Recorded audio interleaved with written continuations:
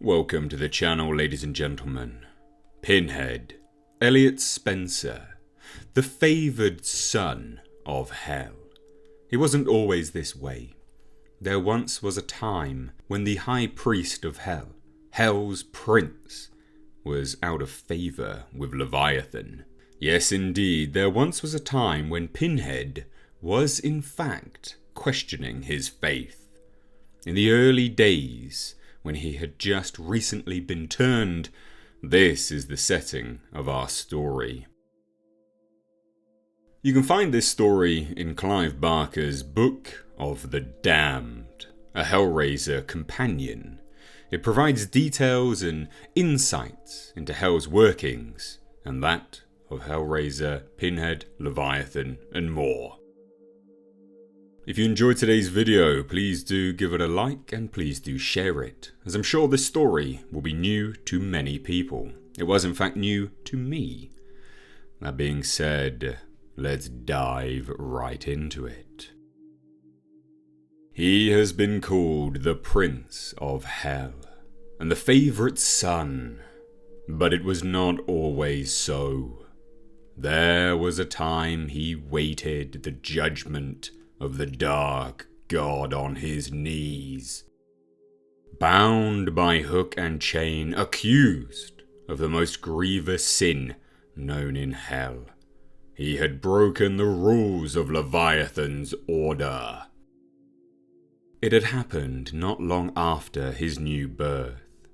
She was not the first female he had welcomed to hell, but he knew immediately that she was different.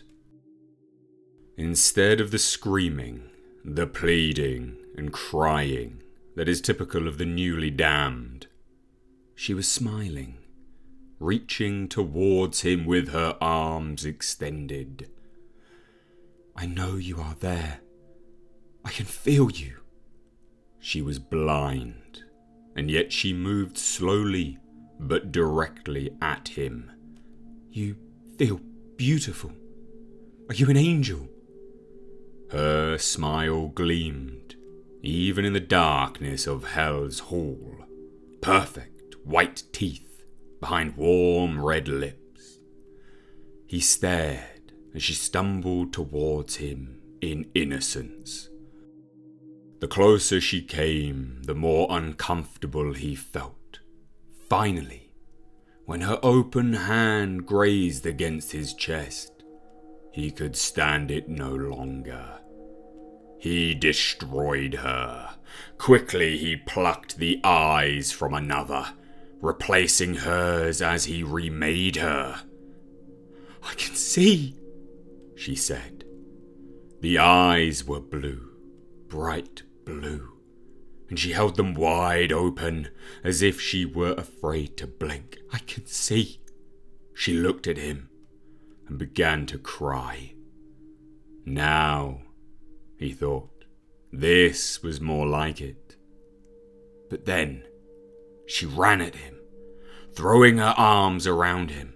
He was the most beautiful thing she'd ever seen. "You are an angel, you must be." He was confused. She looked up at him, the big blue eyes glistening with tears, the smile still so bright. Her thin, delicate fingers, with a butterfly's touch, traced his lips. "I love you, angel. I will love you forever." She took his hand, and they lay down upon the cold stone, upon the blood-stained floor of hell, together. When they were finished, he opened the door that she had come through. He had no choice now. "You must go," he shouted. Then she cried, she pleaded and screamed. He held her face, wiping away her tears. There was no time. He knew what he must do. "Believe me when I tell you, the angels you'd find here are not those you could love. Not yet. Not now." And gripping her head firmly, he pressed his thumbs against the eyes, the big blue eyes that he would keep with him forever, and gouged them out. Her screams vanished as he pushed her through hell's open door, back into the darkness of the world from which she'd come.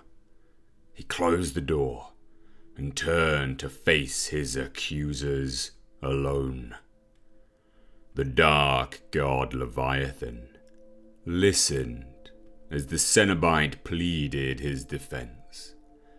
"My lord, my mission is the administration of pain. I hold that I have done more to alter this woman than would have been possible here. I gave her what she dreamed of, then showed her the shallow emptiness of that dream. I returned her to the dark world she would have sold her soul to escape. I can think of no worse fate for her than to spend her life trapped there in that private darkness, trying to find a way out, a way back to her dream, her dark dream of our order." The dark god enjoyed the argument, amused by its simple, clean logic. The Cenobite heard Leviathan's voice in his head. "True, she will suffer, and as she does, so shall you. But her pain will end with death.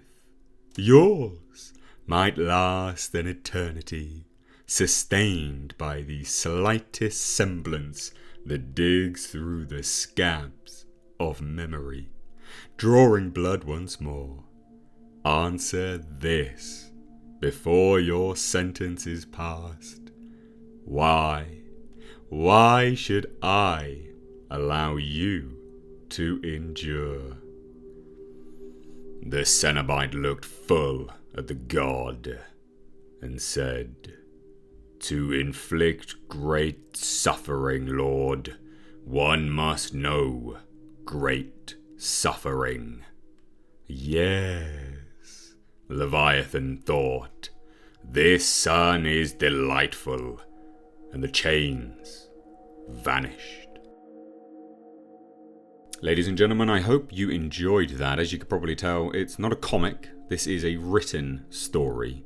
There are a few like this which add background lore to the HELLRAISER universe that I will be going through if you guys like this particular video. So please do let me know down below in the comments section. That being said, thank you so much for watching. If you're new here, do hit subscribe. Take care.